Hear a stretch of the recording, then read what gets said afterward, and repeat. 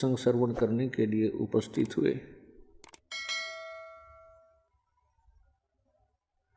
धन भाग हैं आप और धन है आपके माता पिता जिनसे जन्म हुआ।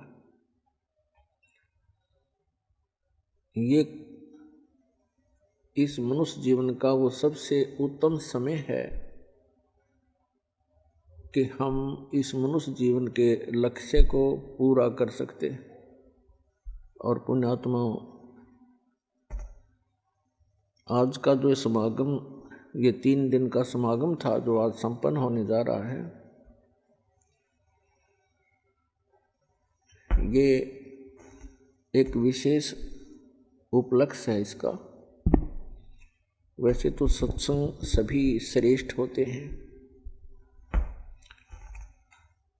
लेकिन कुछ ऐसे अवसर होते हैं जो जीवन में युगों पर्यंत ही उपलब्ध होते हैं।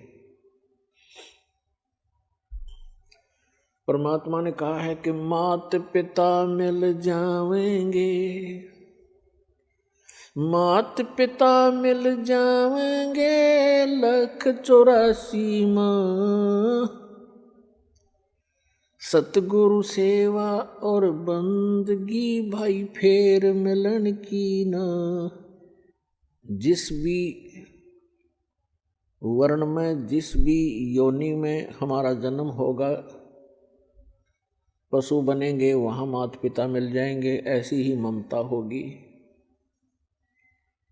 पक्षी बनेंगे वहाँ भी हमें माता पिता मिल जाएंगे। मानव शरीर प्राप्त होगा तो भी माता पिता मिल जाएंगे। लेकिन जिस मानव शरीर में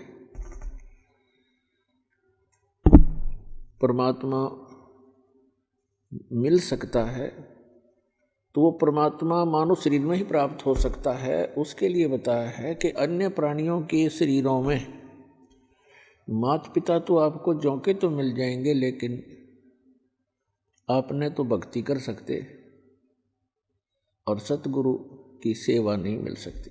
माता पिता मिल जाएंगे 184 माँ, 84 लाख प्रकार के ये अन्य प्राणियों के शरीर हैं। कहते हैं इनमें भी माता पिता मिल जाएंगे, लेकिन उनमें ना सतगुरु मिल सकते और ना ये भक्ति मिल सकती। तो पुण्यात्माओं, आज आपको मानव शरीर प्राप्त है और सतगुरु भी प्राप्त है, क्योंकि आप जी बालक हो। बच्चे को पता नहीं होता कि तुम जो स्टडी कर रहे हो उद्देश्य से, तो वो बच्चे यही लेकर चलते हैं कि हम इंजीनियर बनेंगे, डॉक्टर बनेंगे। टारगेट तो उनका होता है, प्रवेश भी प्राप्त कर लेते हैं, लेकिन उनको जब वो सफलता मिल जाती है उसके बाद उसकी उपलब्धि प्राप्त होती है। लेकिन टीचर को पता होता है कि ये बच्चे कितने अच्छी तरह पढ़ रहे हैं, प्रत्येक कार्य को ठीक से करके आ रहे हैं, इनका भविष्य उज्जवल है। तो उनमें से वो भक्त हैं जो लगन के साथ लगे हुए हैं, सच्ची श्रद्धा से, और परमात्मा की प्रत्येक मर्यादा में रहकर चल रहे हैं। तो पुण्यात्माओं, मानुष जीवन दुर्लभ है, ये मिले न बारंबार, और जैसे तरुवर से पत्ता टूट गिरे वो फिर नहीं लगता डार। आप ऐसे भयंकर लोक में रह रहे हो और आप जी के बस की बात नहीं है। काल भगवान ने ये सुनियोजित तरीके से हम सभी को यहाँ जकड़ रखा है। यहाँ पर प्रत्येक प्राणी विवश है, एक दूसरे में मोह, संपत्ति में मोह, ये जीव के बस का नहीं, इन त्याग सके, क्योंकि ये जितना प्रबल बता रखा है। फिर इसका विकल्प परमात्मा ने आके बताया है कि जो मैं ज्ञान बताऊं और जो साधना विधि तुम्हें बताऊं, उस पर लगन से लग जाना। और फिर परमात्मा का काम शुरू होता है। वो अपने आपको जो सत भक्ति कर रहा होगा, मर्यादा में रह रहा होगा, उसको आसानी से इस काल के बंधन से छुटवा ले जाएंगे। अब हमारे साथ क्या बन गई, जैसे अब देखो प्रत्येक प्राणी को ये ज्ञान हो गया है कि हम गलत स्थान पर हैं, और यदि हम इसी तरह इन्हीं आशाओं को लेकर जीते रहे तो हम यहीं फंसे भी रह जाएंगे, और हम इन बंधनों से छूटने की चेष्टा भी कर रहे हैं। और अभक्त हैं जो भी हैं परमात्मा के ज्ञान से परिचित हो जाते हैं, तो उनके साथ कैसे बनता है, कहते हैं जैसे ये बंदर पकड़ने वाले क्या करते हैं, इस काल भगवान ने हमारे साथ ऐसे कर रखा है। ये बंदर पकड़ने वाले क्या करते हैं, एक ऐसा एक बर्तन रखते हैं स्टील का जैसा भी, जिसका ऊपर से मुंह बहुत तंग होता है, जैसे सुराही सी होती है, और उनको मिट्टी में गाड़ देता है जमीन में, और उनके आसपास कुछ रोटी के टुकड़े या दाने कनक बिखेर देता है, चने, और ऐसी छोटे छोटे कई गाड़ देता है वो पात्र सुराही सी लोहे की, और उनके अंदर अच्छे गेहूं चने ज़्यादा डाल देता है। अब बंदर आते हैं, उन बाहर के दानों को देखकर उनको खाने लगते हैं, फिर झांक कर देखते हैं, वो क्या देखते हैं कि उस सुराही के अंदर बहुत ज़्यादा, उस जार के अंदर बहुत ज़्यादा चने पड़े हैं।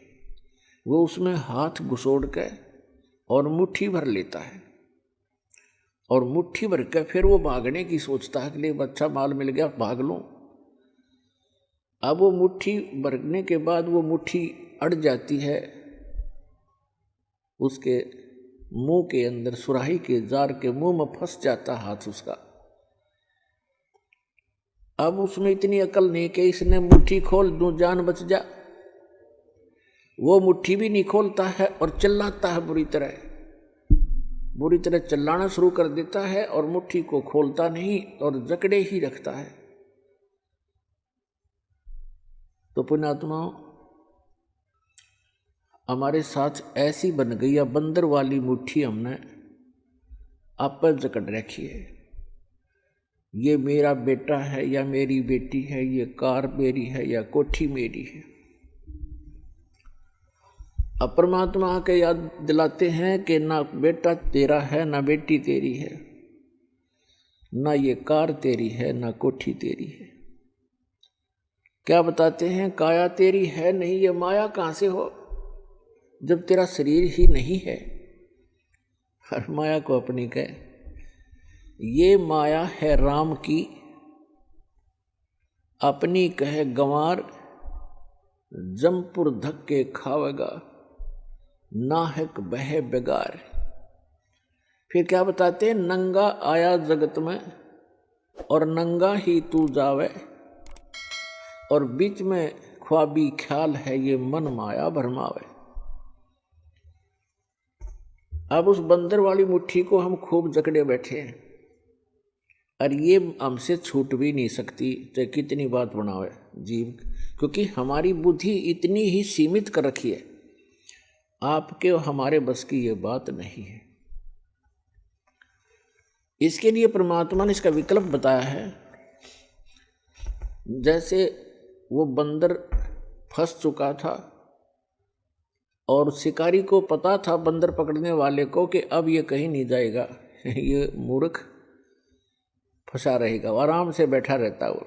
और दूसरी स्थानों पर उसने कई जगह पर ऐसा कर रखा होता है, जाल फैला रखा होता है। तो उसी समय एक व्यक्ति आया, उसने देखा कि एक बंदर ये फंस गया, मूर्ख, बोला हाथ मुट्ठी छोड़ता नहीं, मुट्ठी खोल लेगा नहीं तो किसी प्रकार भी नहीं निकला है। और मुट्ठी छुड़वाने की चेष्टा करे, मन माने बुड़का भर ले, काट ले मुँह ते, तो हमारी ऐसी दशा होगी। किसी को नो समझावे कि ये जिस संपत्ति और संतान को तू अपना मानने बैठा है, भगत ये तेरी नहीं है, इसके साथ साथ तू परमात्मा को याद कर। तो हमने खूब देखा है, हम ऐसे स्थान में जन्मे थे, वो क्या कहा करते कि भगवान के खान ने देगा, अपना करके खाना होता है, भगवान के ले रहा है। ऐसी तरह के भी लोग हमने देखे, क्योंकि ज्ञान ना होने से हम ये भाषा बोलेंगे फिर। तो उसने क्या किया उस व्यक्ति ने कि ये बोला व्यक्ति, ये बोला बंदर फंस गया और ये शिकारी इसको बेचेगा, फिर कोई इसका दुरुपयोग करेगा, इसको फिर इसके साथ जो है ना अपना रोजी रोटी ले जाते हैं, गाँव में शहरों में बंदर का तमाशा दिखाते हैं, खेल दिखाते हैं, ऐसे जीव को दुखी करेगा। तो पुण्यात्मा उसने क्या किया, जैसे वो बंदर मुट्ठी फंसाए बैठा था, उसके हाथ की रेंज से, दूसरे हाथ की रेंज से थोड़ी सी दूरी पर केला डाल दिया, एक केला। अब बंदर ने सोचा केला और उठा ले, और थोड़ा दूरी पर था नू, और उधर से मुट्ठी में फंस रही उसमें। अब केला ठाने की जब चेष्टा करने लगा, उसका हाथ से ध्यान हट गया, वो चने निकल गए खड़दे ही नीचे ने, उसका हाथ निकल गया और केला ठा के भाग गया।